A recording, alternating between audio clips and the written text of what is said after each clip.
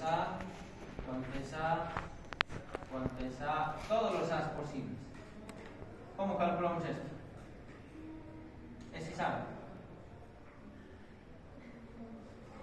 ¿No? Esto sería un plan de pagos por el método francés, porque me están prestando 500 y tengo que definir la cuota, ¿no ven? Y ahí ¿cómo hacemos? Hacemos con una fórmula, la anualidad es igual al valor presente, 1 más la tasa de interés, elevado al tiempo al que sea, multiplicado por la tasa de interés, 1 más la tasa de interés, multiplicado, no, esto es estado de menos 1, ¿no ven? ¿Sí o no? Si quiero repartir 500 en 6 años, ¿a cuánto se partiría? Ahí calculando con esa fórmula vamos a encontrarlo, ¿ven? Ahora, esto es lo mismo. ¿Con qué diferencia? Que ahora la incógnita es BP. Y tengo los valores de A porque los valores de A son 6. ¿Qué hay que hacer en esta forma? Despejar. ¿Qué hago si despejo aquí? A ver cómo despejaría.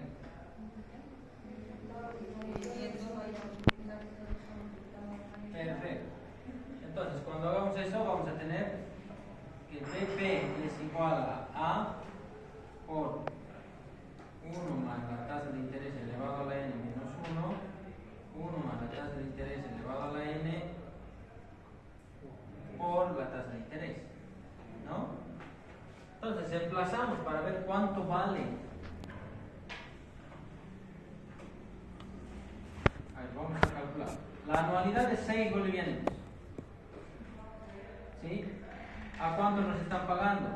Bueno, esperamos una rentabilidad del 6%, ¿no? 1 más 0.06 elevado a ¿cuánto? A 200 menos 1 más 0.06 elevado a 200 por la tasa de interés. A ver, calculémoslo, ¿cuánto nos da eso? Ese sería el valor de la acción, la sumatoria de todos los dividendos a valor presente, ¿no ves?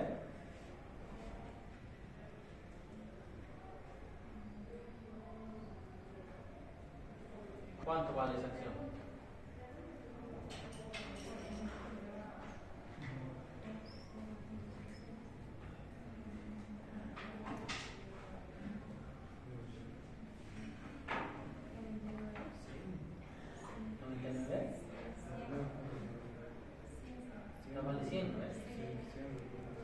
¿Cuánto está pagando de rentabilidad? Si estamos evaluando el 6%, pagan el mismo valor. Ahora, hay otra forma de encontrarlo. ¿Sí? Vamos a hacer un pequeño cálculo aquí. Ya, esto vale 100. O sea, si cobro 200 veces el dividendo, esto vale 99,99. Ya. Vamos a aumentarle un poquito más. O sea, me van a calcular solo este ahora. 6 dividido entre 1.06 elevado a 201, ¿cuánto da?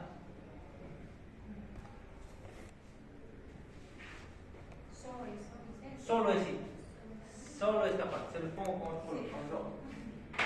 Solo esta, para sumarle, ¿no ve? A este 99.99, si cobramos uno más, le sumamos su valor presente de esto, ¿no ve? Entonces, 6 dividido entre 1.06 elevado a 201, porque ya está aquí de las 200. ¿Cuánto vale ese a valor presente? Es decir, desde aquí, desde el 201, lo estoy trayendo a valor presente para sumar a ese valor de valor presente. ¿Cuánto vale? Con eso llegamos a 100.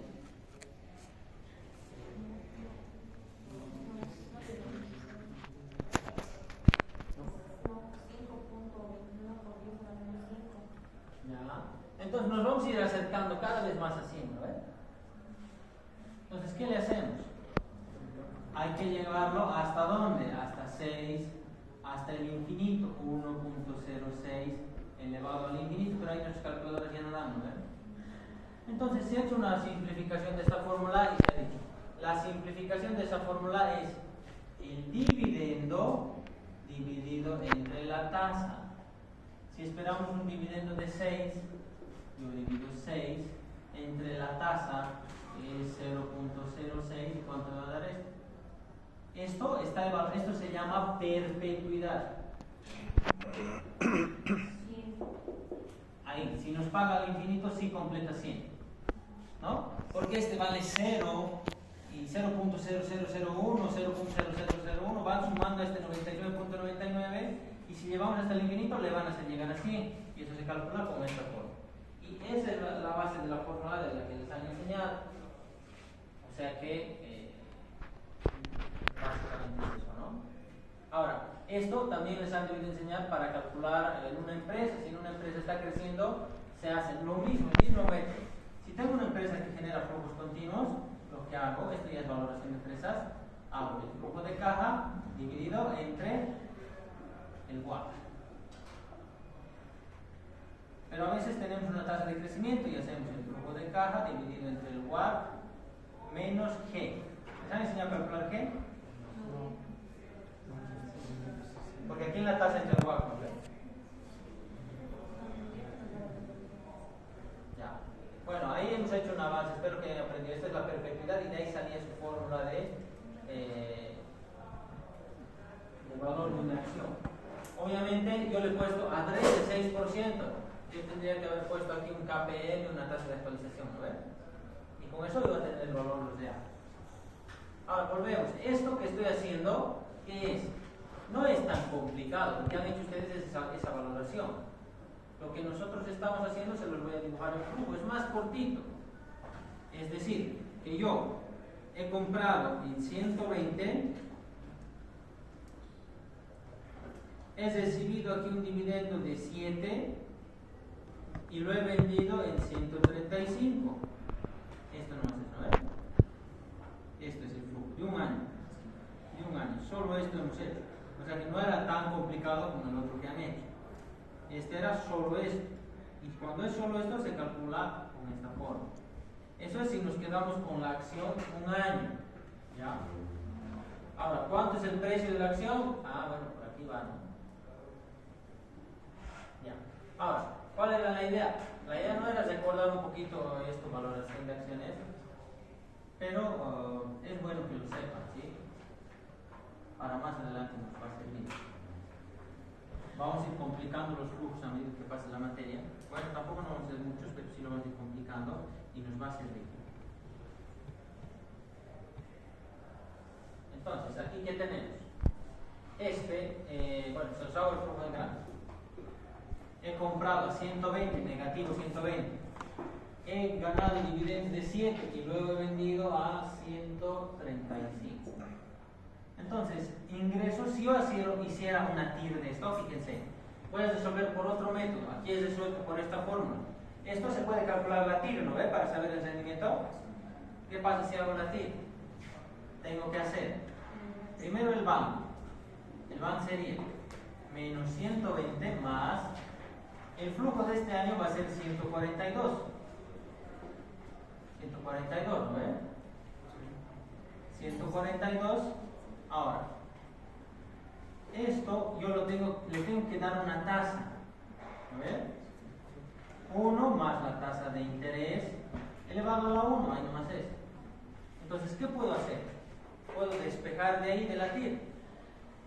Este que está restando, vas a sumar. Bueno, lo pasaré directamente ahí. 120, ¿no ve? ¿Sí? Multiplicar porque queremos que el BAN sea 0. ¿No ve? ¿Qué queremos para hallar la TIR? Que el BAN sea 0. 0 igual a menos 120 más 142 dividido entre 1 más la tasa de interés. Entonces, este que está restando va a pasar a sumar 120 igual 142 dividido entre 1 más la tasa de interés. Ahora, ¿qué hago? Todo eso vamos a multiplicar. ¿Esto pasó? A multiplicar. Multiplicar. 120 por 1 más la tasa de interés igual a 142. Ahora, ¿qué hago? Parece paréntesis, 120 más 120. ¿O esto lo paso a dividir? También, y es mejor. También, ¿no ves? Sí, Entonces, ¿qué hacemos? 142 dividido entre 120, eso es 1 más I. Este 1 que está sumando le resta. Entonces la tasa de interés ganada es 142 dividido entre 120 menos 1. A ver, calculen.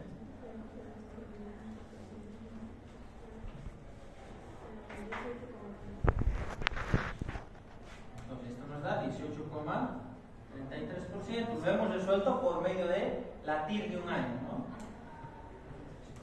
Porque la TIR nos dice la rentabilidad.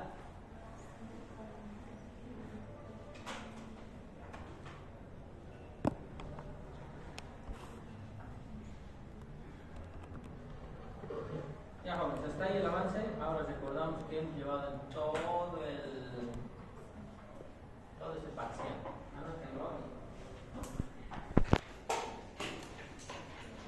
Se habrán dado cuenta algo, ¿no? La matemática financiera es la clave de las finanzas. Si ustedes manejan matemática financiera por aquí, por allá, de una u otra forma van a llegar al resultado. Eso que han hecho también en finanzas sobre perpetuidades, valor de las acciones, depende de la matemática financiera.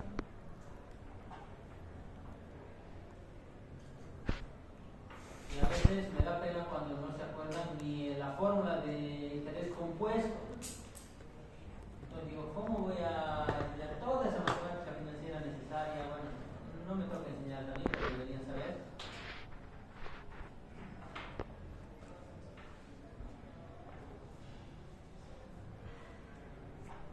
De todas maneras, uno de los objetivos de la materia es recordarles qué cosas han avanzado también, para que no se vayan olvidando a lo largo del tiempo. Por eso es un examen diagnóstico. En el examen diagnóstico no me dicen, bueno, no saben el valor del dinero en el tiempo. Todo lo que hemos avanzado, saquen sus cuadernos, se van a ir dictando. Y vamos a ir aclarando en general qué es lo que hemos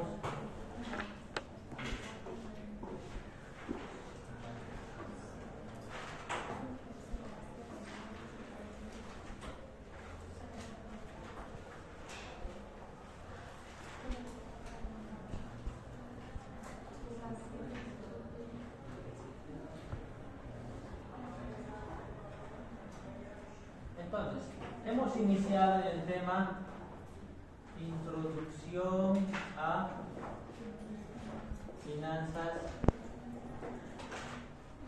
Internacionales, ¿no? Listo. ¿Cuál ha sido el primer concepto que hemos visto ahí? Ya, hemos iniciado hablando de lo que es una empresa. Eso ya se lo sabe. Un conjunto de personas, ¿no ves? Y esta empresa tenía unos objetivos empresariales.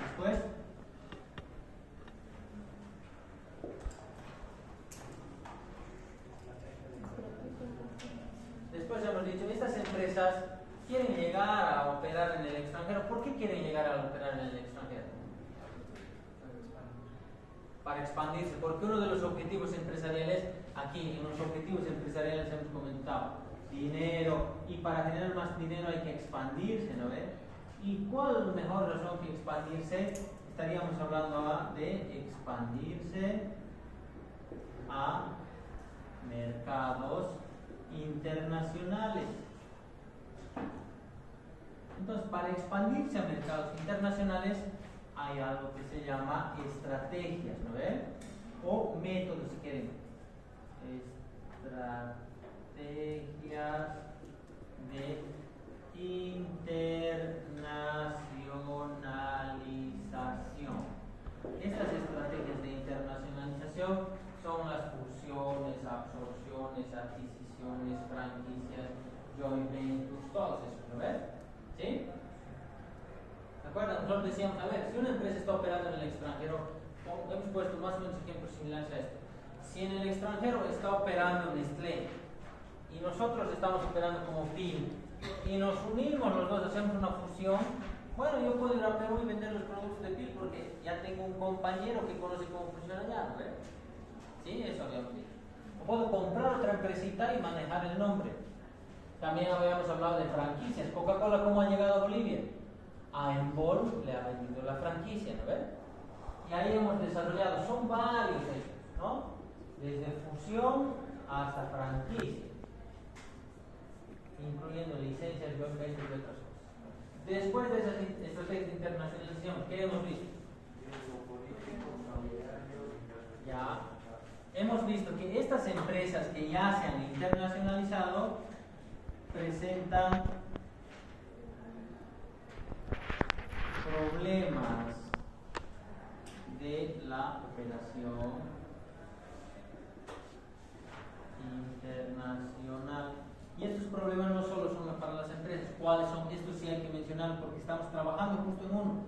Hemos dicho, tienen riesgo cambiario. Acabamos de resolver el ejercicio de riesgo cambiario cuando el tipo de cambio sube baja. Eso nos afecta cuando nos vamos de un país a otro. Luego tenemos riesgo político. De esto también hemos hablado, que hemos dicho. Cuando a Doria Medina lo han expropiado y cuando a todos los socios del Club Hípico Nacional les han quitado desde un precio barato, eso es un riesgo político, ¿no ven? También habíamos hablado que a las empresas más rentables, por ejemplo, Pile era rentable, ¿qué ha dicho el Estado boliviano de competir? ¿No ven? Y ha hecho lácteos Bol, ¿no ven? O se lo ha agarrado a otras empresas, como ha dicho, Entel es rentable, me lo agarraré, las acciones de Entel les compraré, ¿no ven? Entonces eso es riesgo político. Y luego tenemos algo que se llama imperfecciones del mercado. ¿Qué son imperfecciones del mercado? Cuando no hay suficiente información entre un dato y otro. Por ejemplo, hay cosas que nosotros podemos no saber. Por ejemplo, a ver, ¿qué cosas podemos no saber? Y esto, el ejemplo más básico es, no sé si han ido al campo alguna vez y han visto, y yo en Quillacollo cuando vivía había manzanillas y por todo el camino, ¿no? Manzanillas. ¿Qué pasaba? Había al lado de mi al lado de mi casa había como 1 hectárea de manzanilla. ¿Y qué pasaba? Las florcitas pues daban sus semillitas y las semillitas se regaban por el camino. Cuando ellos cosechaban andaban con sus amarros así grandes de manzanilla y caía pues en el camino. Y todo el camino era lleno de manzanillas, o sea que del sector nadie les compraba. Pero la manzanilla en otros lugares puede ser muy valorada en otros lugares. La gente puede decir, ¿y esto cómo crece? Será difícil, saldrá en todo lado, no sabe. Entonces hay una imperfección del mercado porque la gente no sabe dónde se produce, no sabe si es fácil o difícil producir. Y eso que puede hacer que nosotros tranquilamente digamos en el mundo conocen, no, entonces listo, hay que exportar manzanilla, ¿no ves? Porque no saben, hay una imperfección del mercado que nosotros aprovechamos. Por ejemplo, si el tipo de cambio en Quillacollo es 6.50, alguien está vendiendo dólares a 6.50 y aquí en Cochabamba están vendiendo a 6.80, ¿qué hacemos? Compramos a Quillacollo y vendemos. ¿Cuándo se da esa imperfección del mercado? Cuando no se tiene toda la información. El quillacolleño no tiene toda la información, por lo tanto, cuando traigo el producto de aquí a allá, me hago rico. Esas son las imperfecciones del mercado, cosas que ocurren. ¿Qué más hemos hablado después? Ya. Exactamente, hemos hablado del término de globalización. ¿Qué era la globalización? Habíamos dicho un fenómeno, ¿no? Un fenómeno de integración, con eso se les resumo todo. ¿Qué tipo de fenómeno de integración? Era un fenómeno de integración cultural, tecnológico, económico, financiero, todo tipo, ¿no? Entonces nos estábamos integrando a través del mundo. ¿Y esa integración qué generaba? Eso generaba oportunidades en un mercado más grande. Porque habíamos mencionado, después de la globalización, el mundo es el mercado. Y básicamente una de las pocas barreras que vamos a tener es la barrera cultural, ¿no? Porque después queremos todos los productos, queremos probar todo. ¿O no quieren probar todo? Casi todo, lo único que no querían probar era perro, ¿no? O había una barrera cultural. Listo. ¿Qué más hemos visto?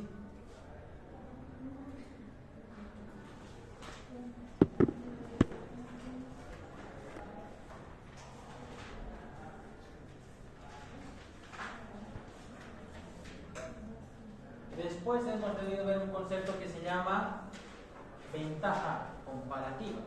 Pero, a ver, vean ustedes qué tenemos. ¿Quién está? Ya, sistema monetario internacional. Bueno, hay un concepto que aquí falta mencionar, pero se los voy a anotar. Y más adelante también que es un tema transversal. Ventaja comparativa. Y hemos hecho un ejemplo, pero ¿qué es ventaja comparativa? Una economía que tiene mayor facilidad para producir un bien que otros. A ver, muy relacionado, tal vez esto han visto en algún curso. Ventaja competitiva, no se pueden confundir con esto. ¿Qué es la ventaja competitiva? Ventaja competitiva es la diferenciación siempre igual nunca igualada, ¿no? Como en el no sé qué local tiene ese eslogan. Y hay otra ventaja más. Ventaja en costo, el que produce más barato. Pero la ventaja comparativa es la facilidad que tiene una economía para producir algún bien. Y habíamos hablado de esto. Por más que haya globalización y que nosotros podamos querer hacer algunas cosas, nunca vamos a tener el café colombiano, ya hemos dicho, ¿no ven? Y el café colombiano comparado con el café boliviano tiene una ventaja comparativa. La coca boliviana comparada con cualquier otra coca del mundo tiene una ventaja comparativa. La quinoa boliviana es muy buena, ¿no? Ahí sí tenemos una ventaja comparativa. Ya. Posteriormente hemos visto que sistema monetario internacional, ¿no?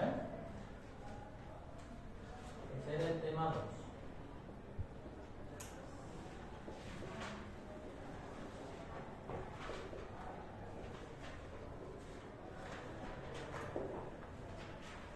Entonces, en el sistema monetario internacional hemos debido explicar que para importar y exportar, intercambiar productos entre un país y otro, se necesita un sistema de moneda para poder intercambiar los productos, ¿no ven? Y hemos debido decir, iniciamos con qué cosa? El trade, que era intercambiar productos con otros, pero es difícil, ¿no ven? Quiero exportar los tomates a Chile y quiero traerme una vaca, ¿cuántos tomates por vaca es? Wow, ya se hace difícil, ¿no ven? Entonces, para facilitar este tema se ha hablado de lo que es el sistema bimetálico, ¿sí? ¿Hemos hablado así? ¿O qué hemos puesto? ¿Qué es el sistema bimetálico? Cuando el valor económico o el valor de cambio estaba dado por la plata y el oro, ¿ven? ¿Sí? Después, ¿qué hemos pasado? Hemos pasado a un patrón oro. ¿Por qué? Porque el que es más escaso vale más.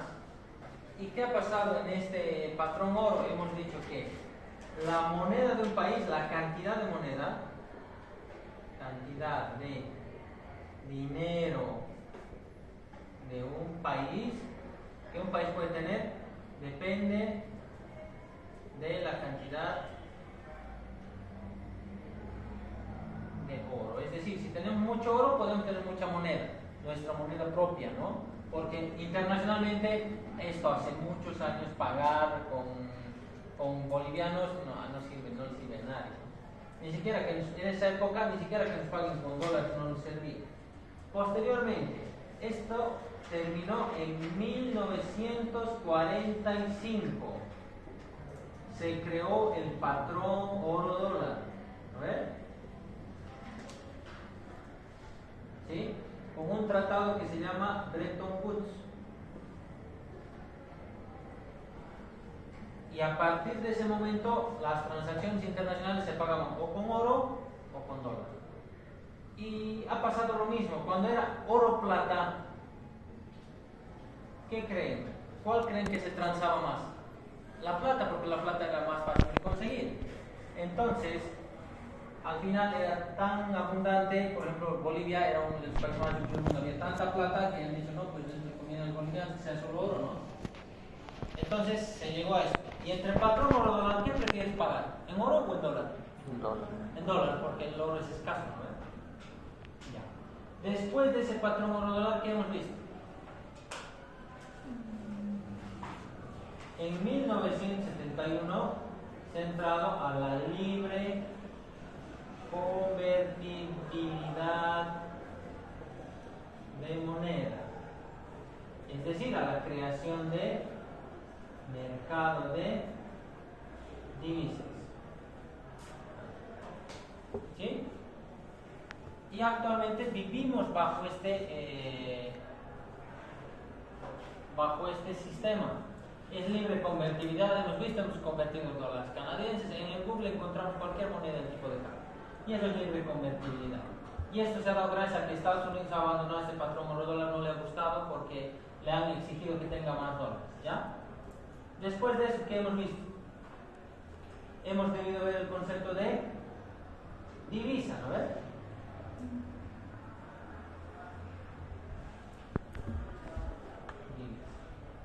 Y seguramente hemos hablado de los mercados financieros. No sé si lo hemos visto en este punto, pero debería haberles hecho recuerdo yo cuáles son los mercados financieros, ¿no ves? ¿Sí? Eso para recordar. Divisa es una moneda aceptada, transable en un país, ¿no ves? Es decir, y les había puesto un ejemplo, si me quieren pagar en dólares, ¿recibo? Sí, es divisa. ¿Me quieren pagar en euros, recibo? Es divisa. En yenes, me dicen que no tanto, bueno, no es una divisa tan aceptada. Los mercados financieros, habíamos mencionado que los mercados financieros eran mercado de dinero, mercado de valores, de renta fija y de renta variable, mercado de divisas, y ahí entraba este, y luego mercado de derivados, que lo íbamos a llevar ahora, ¿no? En nuestra clase. ¿Sí? Bueno, después de divisa, ¿qué hemos visto? A ver, vean sus apuntes. Hasta ahí nos llegan sus apuntes.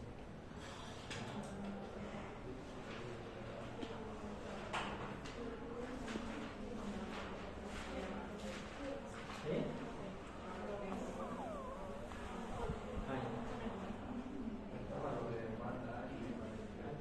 Ah, perfecto. Entonces, aquí otra cosa que hemos visto, ya hablando de la oferta y demanda internacional, el tipo de economía, ¿lo ves? Y hemos hablado de economía de base ancha, economía de base estrecha, ¿no ves? ¿Sí? Base ancha y base estrecha. ¿Y Bolivia a cuál pertenecía? Ahora, posteriormente hemos debido hablar ya de tratar de exportar, ¿no? Y en este caso hemos hecho aquí la creación de una empresa exportadora. ¿Por qué hemos hecho la creación de una empresa exportadora? ¿Cuál es el objetivo de hacer la creación de una empresa exportadora? Primero, hay una parte que tienen que ver, que hay mayor mercado, pero hay acuerdos de integración, que es otra tarea, ¿no? Eso es previo a la globalización. Y luego van a tener los mismos problemas, tienen problema de cambiario. No sé si alguno de ustedes ha pensado que les aceptarán el producto en el otro país. Ese sería un problema de riesgo político, ¿no? Imperfecciones en el mercado. Habrá el país que está exportando vino y por ahí nos encontramos que en la calle hasta los artesanos tienen vino. No sabemos. Esto, entonces, ¿qué va a pasar cuando comenzamos a hacer ese ejercicio? Comenzamos a sufrir de estas cosas, ¿no? ¿Sí? Y una vez que comenzamos a sufrir de esas cosas, comenzamos a pensar ya en este mercado y decir, necesitamos divisa o vamos a adquirir divisa. Como hemos hecho solo exportación, vamos a adquirir divisas. Y cuando adquirimos divisas, ¿qué va a pasar? Nuevamente el tipo de cambio nos va a afectar y ya sabemos que no solamente vamos a transar en dólares, seguramente ustedes pensaban que solo se exportaba en dólares, ya han pensado que ahí podríamos transar en diferentes. ¿Qué hemos hecho sobre el ejercicio? Aquí viene ya la parte práctica, ¿no ven? Esa sería la parte teórica que hemos visto. ¿Ya? Ahora, recordemos la parte práctica. En alguna parte de esa parte práctica, yo me acuerdo haberles enseñado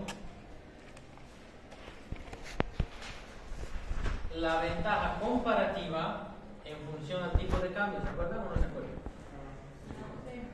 Café boliviano que iba a Brasil y café brasilero que venía a Bolivia.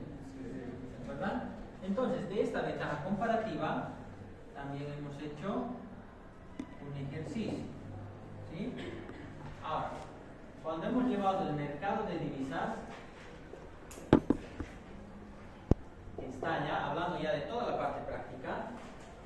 Cuando hemos hablado de este mercado de divisas aquí, hemos hablado de tipos de cambio, tipo de cambio directo y tipo de cambio indirecto. ¿Se acuerdan? Indirecto. ¿Se acuerdan tipo de cambio directo e indirecto? ¿No? ¿Se quieren acordar cómo hemos avanzado? A ver, en su celular pongan BOB USD. Esto ya lo hemos hecho muchas veces, solo que no lo hemos puesto de esta forma. ¿Qué pasa si ponen BOB USD? A ver, prueben. BOB USD.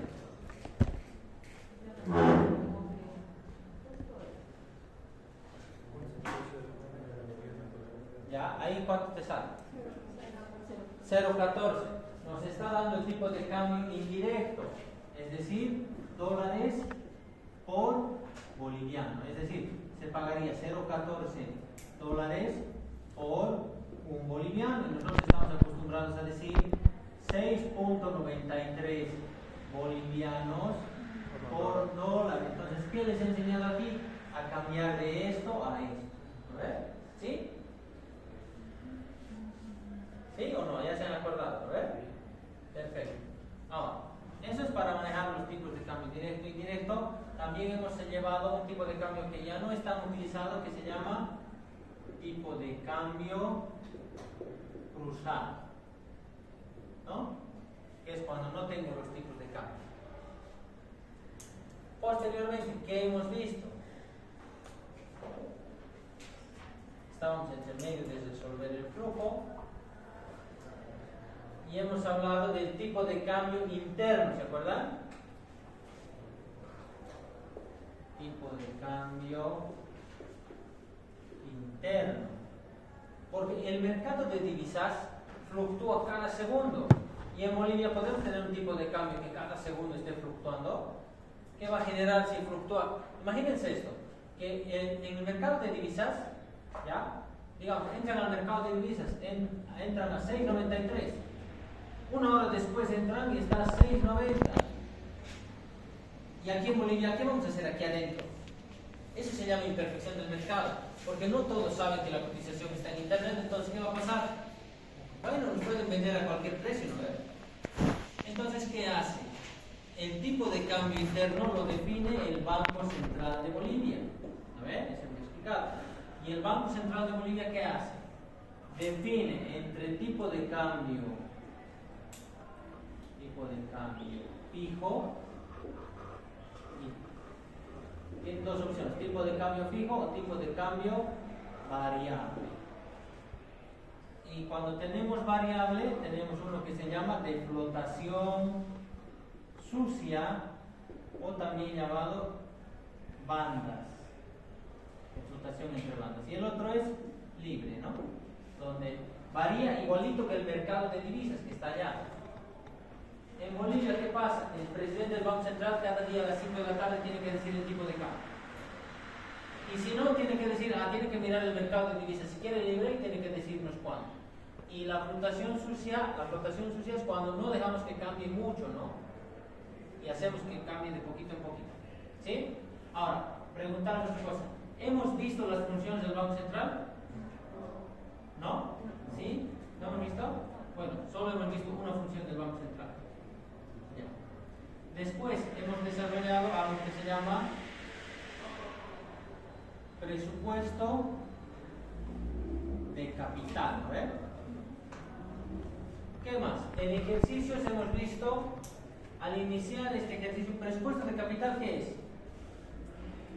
El flujo de caja, ¿no ves? Más sus indicadores PAN, TIR, y hasta la prima, ¿debido ver? Ahora, para llegar a este presupuesto de capital, aquí cuando hemos hablado de la empresa exportadora, hemos hecho cálculo de unidad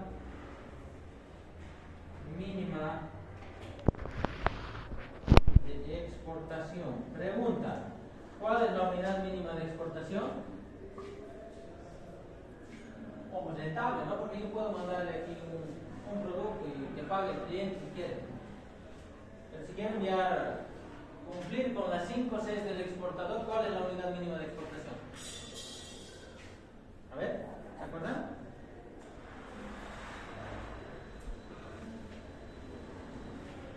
Sus proyectos, ¿cuántos están exportando al mes? Un container. Entonces, ¿cuánto es la unidad mínima de exportación? Un container. Un container. Entonces, hemos complementado lo que ustedes han visto en comercio internacional, ¿verdad? Y complementando lo que han visto en comercio internacional, nosotros hemos hecho el cálculo de cuántos productos entrarían en un container, cuánto podemos exportar, cuánto peso resiste, ¿no? Hemos visto que hasta cuánto, hasta 27 toneladas, ¿verdad?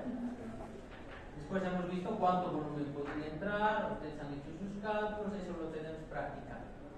Entonces, todo eso estaría entrando al examen, ¿no?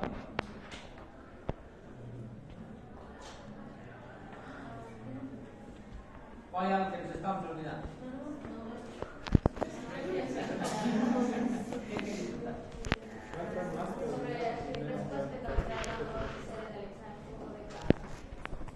Ah, bueno, no me falta. Del presupuesto de capital hemos hecho presupuesto de capital con sensibilidad al tipo de cambio. Ya ahí hemos terminado, ¿no? ¿Es largo? Realmente no es largo, hemos perdido varias clases así que ustedes estaban haciendo el presupuesto de capital y les he dado tiempo para que hagan en clase, ¿no? Entonces ahí hemos, imagínense que no les diera ese trabajito, hubiéramos avanzado un término más por lo menos. 8 o 9 materias, pero a ver, fíjense, si ustedes hablan del examen de grado, en un examen de grado yo podría hacer un presupuesto de capital así internacional.